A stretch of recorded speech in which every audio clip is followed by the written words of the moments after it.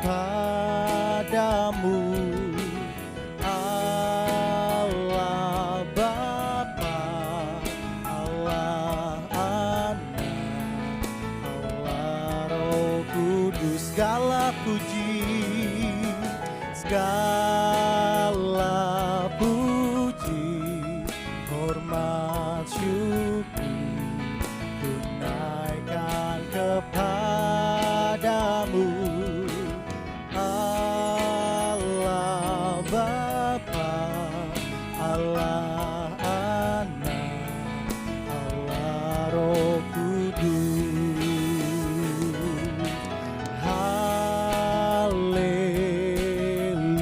Haleluya, haleluya,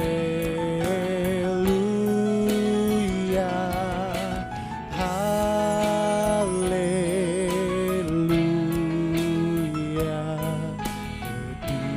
Ketiga yang esa, haleluya, haleluya,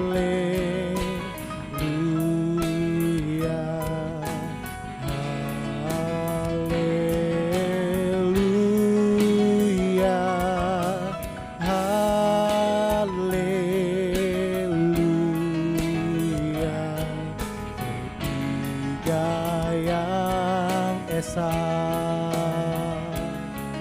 ketiga yang esa,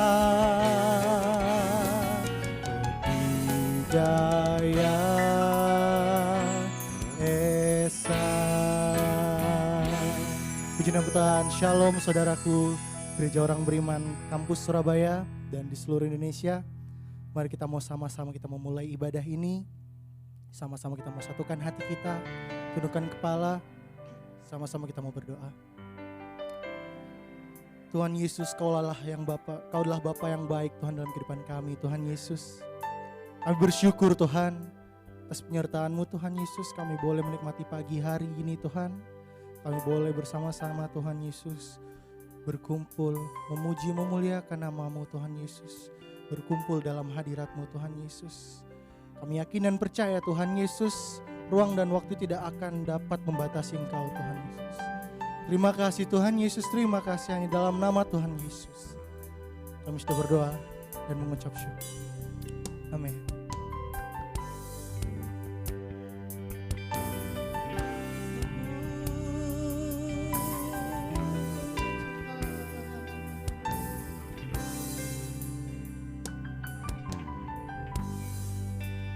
Dekat padamu, itu rinduku.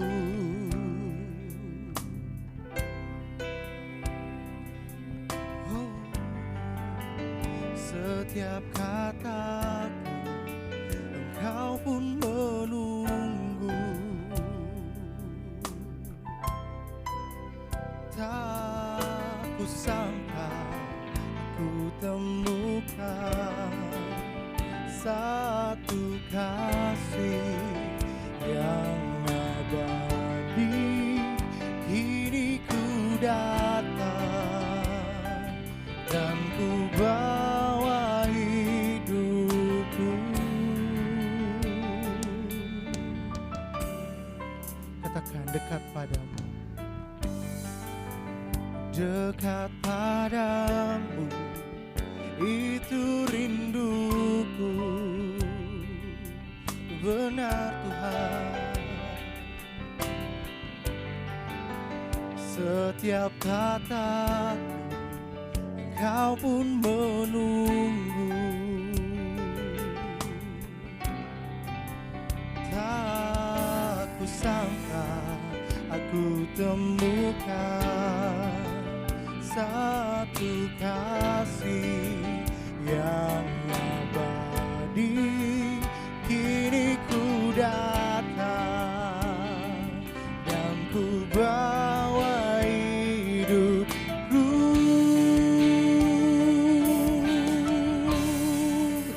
Memandang wajah-Mu, mengikuti kebaikan-Mu, mengerti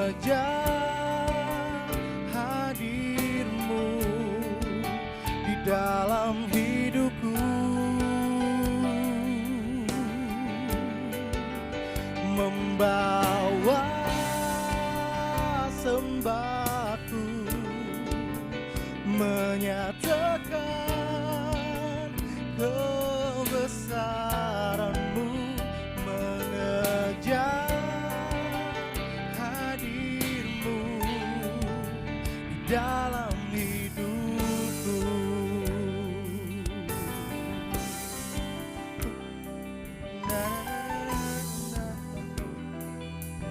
Benar Tuhan Yesus, dekat padamu, dekat padamu, itu rinduku.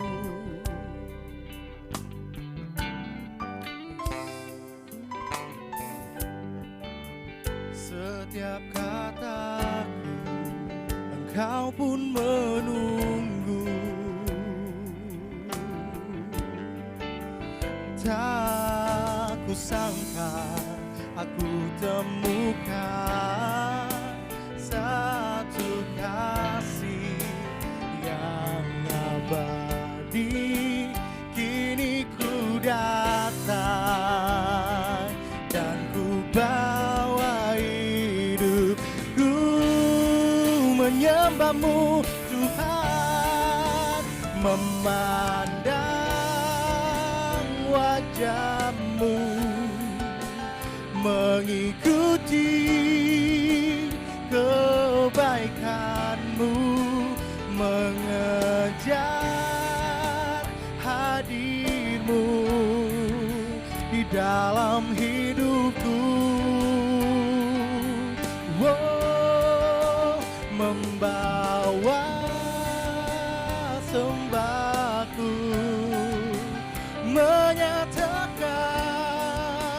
kebesaran-Mu, mengejar hadir-Mu di dalam hidupku. Sama-sama katakan, memandang wajah-Mu. Benar Tuhan Yesus, mengikuti kebaikan-Mu, mengejar hadir-Mu di dalam hidupku. Oh, membawa sembahku, menyatakan kebesaran-Mu, mengejar hadir-Mu di dalam hidup. Sekali lagi memandang-Mu, oh, wajah-Mu, oh, mengikuti kebaikan-Mu. Benar Tuhan Yesus, kejar hadir-Mu di dalam hidupku. Oh, kami mau membawa sembah kami Tuhan, sembahku menyatakan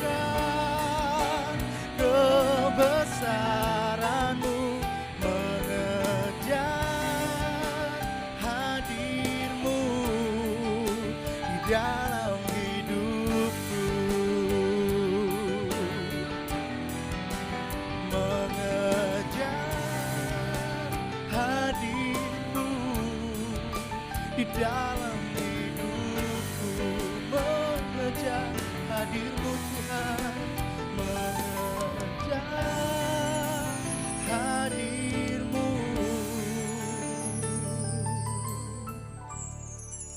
di dalam hidupku.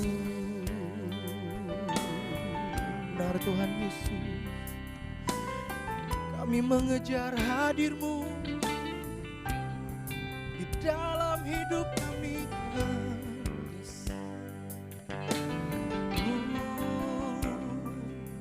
Haleluya, benar Tuhan Yesus. Haleluya, kami mau menyembah-Mu. Oh, syukur bagi-Mu Tuhan. Oh Tuhan Yesus,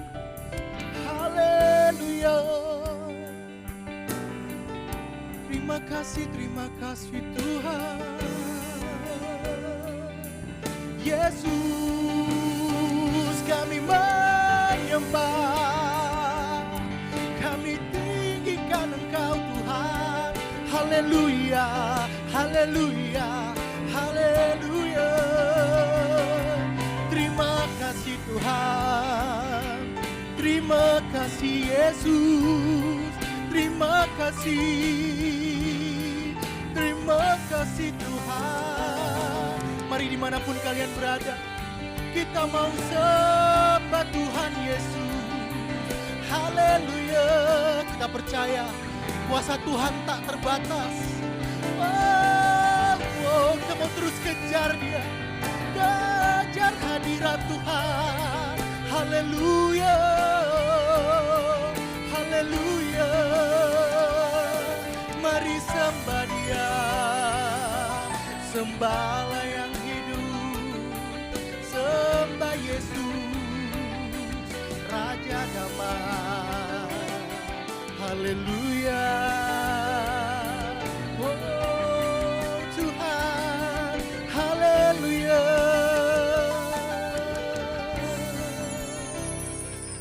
Terima kasih Tuhan, Kau Allah yang setia. Terima kasih Tuhan Yesus, Kau Allah yang setia dalam kehidupan kami Tuhan Yesus. Takkan pernah sedetik pun Kau meninggalkan kami Tuhan Yesus. Oh Tuhan Yesus, terima kasih Tuhan Yesus. Bahkan tak ada kata yang bisa melukiskan keindahan-Mu Tuhan. Takkan ada kata yang bisa menyatakan kesetiaan-Mu Tuhan dalam kehidupan kami Tuhan Yesus. Terima kasih Tuhan.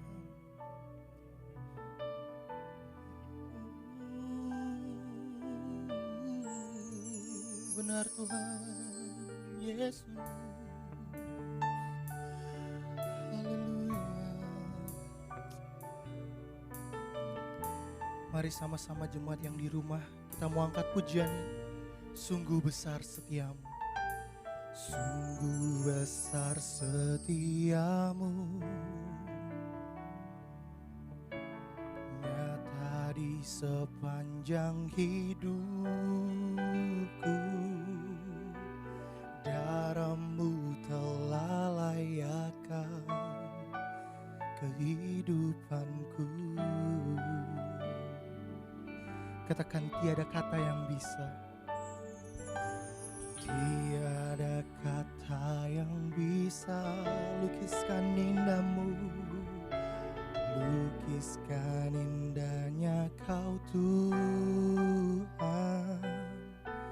Bagimu segala pujian dan kemuliaan.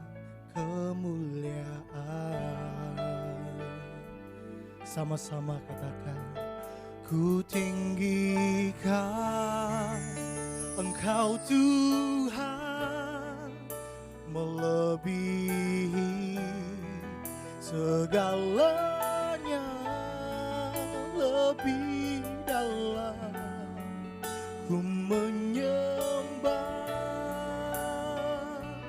dalam roh dan kebenaran selamanya.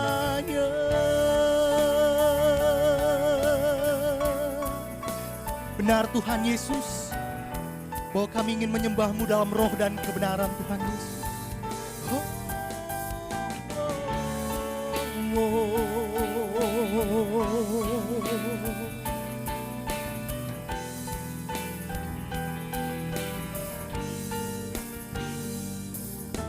Sungguh besar setiamu, nyata di sepanjang hidupku. Darah-Mu telah layakkan kehidupanku. Tiada kata yang bisa, tiada kata yang bisa lukiskan indahmu, melukiskan indahnya Kau Tuhan. Bagimu segala pujian dan kemuliaan. Sama-sama ku tinggikan Engkau Tuhan, melebihi segalanya, lebih dalam ku menyembah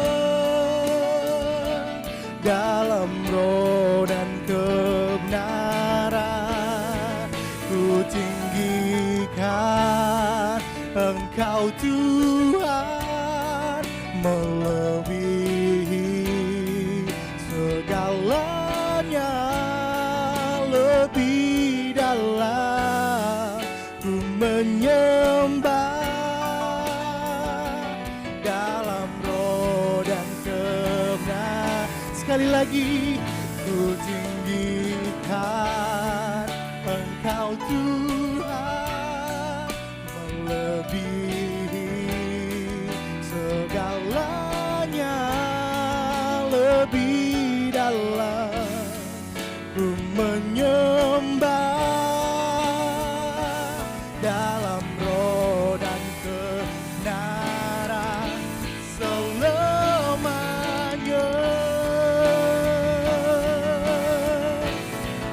Ku tinggikan Engkau Tuhan, melebihi segalanya, lebih dalam ku menyembah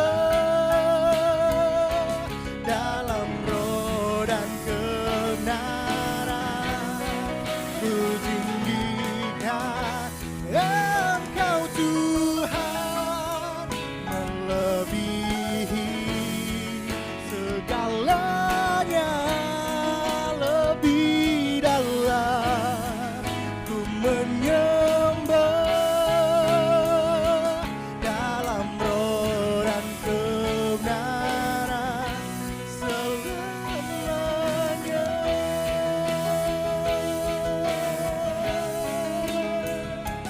Dalam roh dan kebenaran selamanya.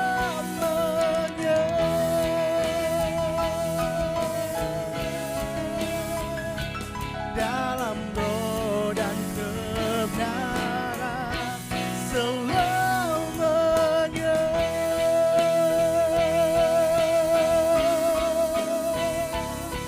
Benar Tuhan,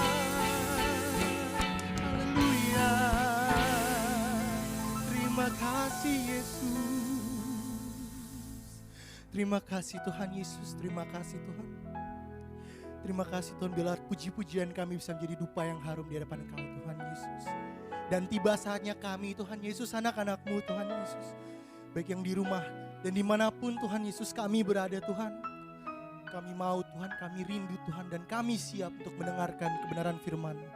Hanya di dalam nama Tuhan Yesus Kristus kami sudah berdoa dan sudah mengucap syukur.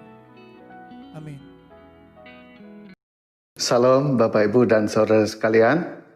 Kita akan merenungkan firman Tuhan, tetapi sebelumnya kita akan berdoa terlebih dahulu. Mari kita berdoa. Bapa di surga, kami bersyukur karena hari ini kami ingin belajar firman-Mu supaya hidup kami benar. Roh Kudus, mampukan kami menjadi pelaku-pelaku firman. Dalam nama Tuhan Yesus. Amin. Kita akan membaca dari surat Roma pasal 10 ayat 4 sampai ayat 8. Saya akan membacakannya, Bapak Ibu dan Saudara boleh memperhatikannya. Demikian firman Tuhan. Sebab Kristus adalah kegenapan hukum Taurat, sehingga kebenaran diperoleh tiap-tiap orang yang percaya. Sebab Musa menulis tentang kebenaran karena hukum Taurat.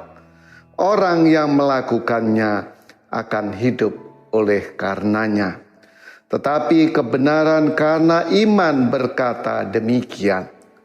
Jangan katakan di dalam hatimu, siapakah akan naik ke surga, yaitu untuk membawa Yesus turun, atau siapakah akan turun ke jurang maut, yaitu untuk membawa Kristus naik dari antara orang mati. Tetapi apakah katanya? Ini, firman itu dekat kepadamu, yakni di dalam mulutmu dan di dalam hatimu. Itulah firman iman yang kami beritakan. Bapak, Ibu, dan saudara sekalian, saya memberi tema firman Tuhan ini yaitu iman Kristen. Yang dimaksud iman Kristen adalah iman orang yang mengikut Kristus. Orang yang percaya kepada Tuhan Yesus Kristus. Nah, iman Kristen itu berbicara tentang banyak hal. Karena iman Kristen itu didasarkan pada Alkitab ini. Alkitab ini adalah firman Allah yang berbicara tentang banyak hal, termasuk sebelum dunia dijadikan, sebelum manusia lahir, sampai manusia mati, bahkan sampai dunia ini habis lenyap. Tetapi pada kesempatan ini, Bapak, Ibu, dan saudara sekalian, kita akan merenungkan dari Roma pasal 10 ayat 4-8. Di situ paling tidak ada 5 pelajaran tentang iman Kristen, yaitu iman orang yang mengikut Yesus. Kita akan perhatikan satu persatu.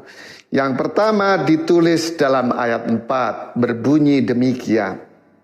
Sebab Kristus adalah kegenapan hukum Taurat. Jadi intinya Bapak, Ibu, dan saudara, iman Kristen adalah hidup yang berpusatkan pada Kristus. Di sini disebutkan bahwa Kristus adalah kegenapan hukum Taurat. Jadi sebelum Yesus datang ke dunia ini, Bapak, Ibu, orang percaya itu pedomannya hukum Taurat. Tetapi setelah Yesus datang, ayat ini menyebutkan Kristus adalah kegenapan hukum Taurat. Saya berusaha melihat dalam bahasa asli, yaitu bahasa Yunani. Kata kegenapan itu menggunakan kata telos. Dan kata telos ini memang bisa diartikan sebagai kegenapan. Jadi Yesus merupakan kegenapan dari hukum Taurat itu. Tetapi kegenapan ini juga bisa diartikan sebagai tujuan. Jadi hukum Taurat, saudara, tujuannya kepada Yesus itu. Nah, telos juga bisa diartikan sebagai akhir. Jadi akhir daripada hukum Taurat itu harus kepada Yesus. Dan juga telos diartikan sebagai kesimpulan. Jadi kesimpulan hukum Taurat itu adalah Tuhan Yesus Kristus. Makanya orang Kristen itu adalah orang yang mengikut Kristus. Nah, orang mengikut Kristus, maka Kristus menjadi pusat hidupnya. Oleh karena itu orang Kristen itu yang pertama, dia harus mengenal siapa Yesus itu. Tentu Alkitab berbicara dengan banyak sebutan. Tapi paling tidak Yesus diperkenalkan sebagai juru selamat yang menyelamatkan kita supaya kita masuk surga. Makanya orang yang benar-benar percaya Yesus, Tuhan Yesus katakan dia tidak akan binasa melainkan beroleh hidup yang kekal. Jadi Bapak, Ibu, orang Kristen itu walaupun perlu uang, perlu pekerjaan, perlu harta, fasilitas, dan yang lain-lain, itu hal yang tidak bisa dipungkiri. Tapi jangan lupa inti dari pusat iman Kristen itu yang pertama adalah hidup yang berpusatkan pada Yesus. Nah, apakah hidup Anda sudah berpusatkan pada Yesus? Itu yang harus Anda jawab. Itu yang pertama yang harus kita pahami. Lalu yang kedua, ini berbicara tentang iman Kristen, saudara, yang sangat luas itu. Tapi kesempatan ini kan kita belajar tentang 5 hal tentang iman Kristen. Yang pertama tadi, iman Kristen adalah hidup yang berpusatkan pada Yesus. Yang kedua, masih ayat 4. Di situ disebutkan sehingga kebenaran diperoleh tiap-tiap orang yang percaya. Jadi intinya Bapak, Ibu, iman Kristen adalah hidup dalam kebenaran. Dan kita dibenarkan bukan karena amal baik kita, bukan karena sopan santun kita, etika kita. Walaupun orang Kristen harus berbuat baik, harus hidup baik, harus sopan, harus punya adat istiadat, harus punya etika yang benar. Tetapi kita dibenarkan di sini karena kita percaya kepada Yesus. Itu firman Tuhan katakan. Makanya yang dimaksud percaya itu bukan hanya oke, saya percaya gitu. Yang dimaksud percaya itu artinya mengikut Yesus. Kita mengikuti teladannya, kita mengikuti perintahnya, kita memperhatikan apa yang tidak boleh, dan pokoknya kita ikut Yesus. Dan kalau kita ikut Yesus, Yesus sudah naik ke surga, maka suatu saat pada waktunya kita juga akan naik ke surga. Oleh karena itu Bapak Ibu, karena iman Kristen itu berbicara tentang hidup dalam kebenaran, maka hal-hal yang gak benar kita harus tinggalkanlah. Jangan sampai kita orang Kristen ini masih suka gosip, bikin hoax, iri, dengki, sakit hati, gampang kecewa. Itu hidup lama. Orang yang ikut Yesus itu sudah hidup baru. Dia hidup dalam kebenaran. Tentu kebenaran ini bukan kebenaran hanya menurut hamba Tuhan. Dalam iman Kristen itu kebenaran itu yang pertama tadi yang hidupnya berpusatkan pada Yesus. Tuhan Yesus pernah mengatakan, akulah jalan, kebenaran, dan hidup. Jadi kalau kita ingin benar, ya kita ikut Yesus. Tapi suatu saat kalau kita baca dalam Yohanes 17 ayat 17, Tuhan Yesus itu berdoa, kuduskanlah mereka dalam kebenaran-Mu. Firman-Mu adalah kebenaran. Jadi kalau kita ingin hidup benar, saudara, karena ini merupakan inti dari iman Kristen, setelah kita ikut Yesus, kita ikuti firman itu. Kita harus taat pada firman itu. Nah, kemudian masih ada yang ketiga, saudara. Orang hidup benar itu setelah ikut Yesus, dia ikuti firman, maka dari buahnya lah engkau mengenal. Jadi jangan sampai kita ngaku percaya Yesus, kita baca firman, kita dengar firman, kita senang firman, kita mengerti firman, tetapi buahnya tidak baik. Bukan seperti itu. Karena Tuhan Yesus katakan dari buahnya lah engkau mengenal. Nah, ketika Tuhan Yesus bicara begitu, itu dia berbicara tentang nabi palsu dan nabi yang asli. Bagaimana membedakan, karena yang asli dan palsu itu sepertinya mirip. Nah, Tuhan Yesus katakan, ya kamu lihat dari buahnya. Kalau orang dia bicara tentang Tuhan Yesus, dia bicara firman, hidupnya benar, nah itu sesuai firman. Tapi kalau orang sudah bicara tentang Yesus, dia bilang firman, tetapi hidupnya nggak benar, ya dia tidak mengikuti iman yang benar. Jadi ingat, iman Kristen berbicara tentang hidup berpusatkan pada Yesus dan hidup di dalam firman Tuhan, dalam kebenaran. Nah, kemudian yang ketiga, dalam ayat 5 disebutkan demikian. Sebab Musa menulis tentang kebenaran karena hukum Taurat. Orang yang melakukannya akan hidup karenanya. Jadi Bapak Ibu, ini tulisan Paulus kepada jemaat di Roma. Paulus menjelaskan kalau Musa dulu, dia itu mengatakan orang itu bisa dibenarkan karena hukum Taurat kalau dia taat, kalau melakukan gitu.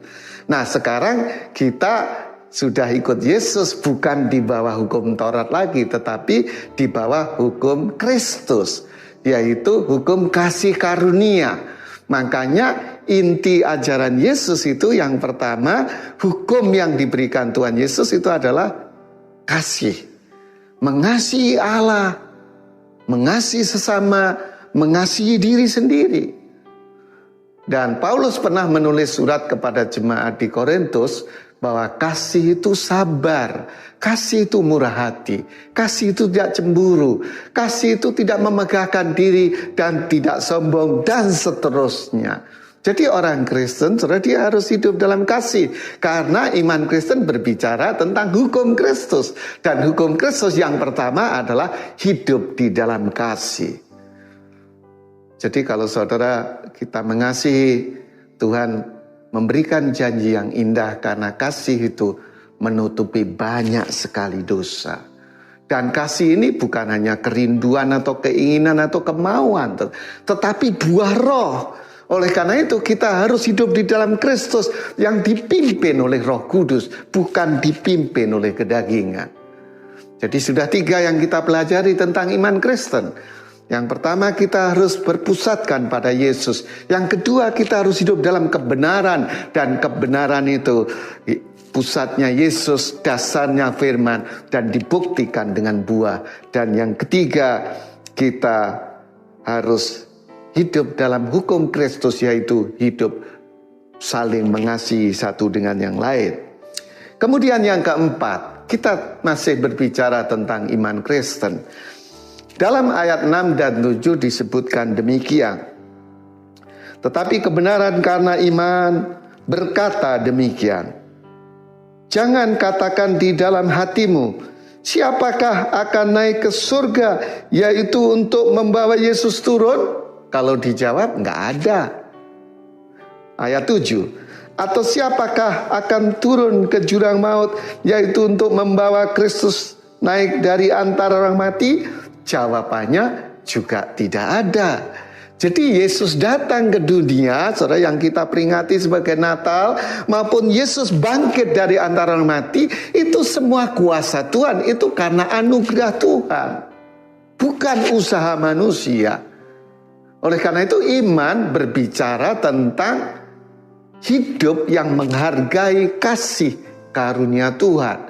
Kalau tanpa kasih karunia Tuhan, terus siapa kita ini? Kita orang-orang yang terhilang, orang-orang yang berdosa, dan upah dosa adalah maut. Tetapi karena kasih karunia Tuhan, Tuhan yang dari surga datang ke dunia, yang kita peringati pada hari Natal itu.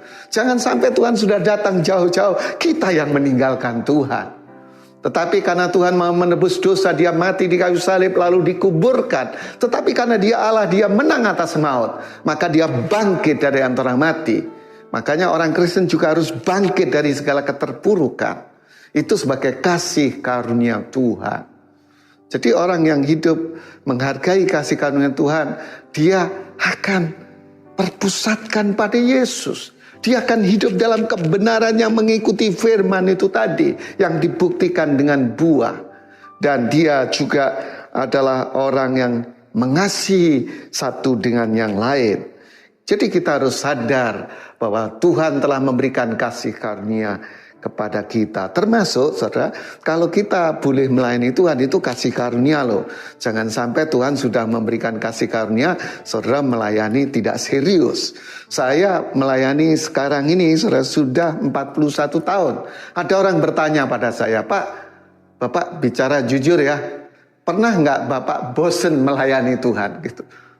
Saya bilang ya, saya harus jujur, terus terang, saya tidak pernah bosen melayani Tuhan. Terus orang itu bertanya, bagaimana mungkin Pak itu bisa gitu? Saya bilang ya, saya dulu bukan orang Kristen. Saya jadi Kristen karena kasih karunia Allah. Dan setelah saya jadi Kristen, saya dipanggil untuk melayani Tuhan. Karena saya bertobat, saya mengenal Tuhan, saya cinta Tuhan. Bagaimana orang yang cinta bosen? Namanya tidak cinta lagi dong gitu. Jadi sampai sekarang saya masih semangat melayani Tuhan. Tidak pernah bosan. Karena saya tahu pelayanan ini kasih karunia Tuhan. Bagaimana mungkin saya menyia-nyiakan itu. Nah sekarang yang terakhir. Ayat 8. Dari Roma pasal 10. Tetapi apakah katanya ini? Firman itu dekat kepadamu, yakni di dalam mulutmu dan di dalam hatimu. Itulah firman iman yang kami beritakan. Jadi intinya Bapak Ibu, iman Kristen itu berbicara tentang hidup yang dipenuhi firman gitu. Makanya di sini disebutkan firman itu dekat kepadamu, yakni di dalam mulutmu dan di dalam hatimu. Jadi orang yang beriman itu Bapak Ibu, mulutnya, hatinya, seluruh hidupnya itu dipenuhi firman. Bukan dipenuhi dengan kejengkelan, ketidakpuasan, terus akhirnya mencela orang lain, akhirnya kecewa, akhirnya mundur. Kita rugi sendiri. Jadi kalau orang beriman Bapak Ibu, hidupnya itu dipenuhi firman. Jadi kalau dia khawatir, dia ingat Tuhan Yesus pernah katakan, janganlah hendaknya kamu khawatir tentang apapun juga. Lihat burung di udara, dia tidak menabur, tidak menuai, dia dipelihara oleh Bapamu, apalagi kamu gitu.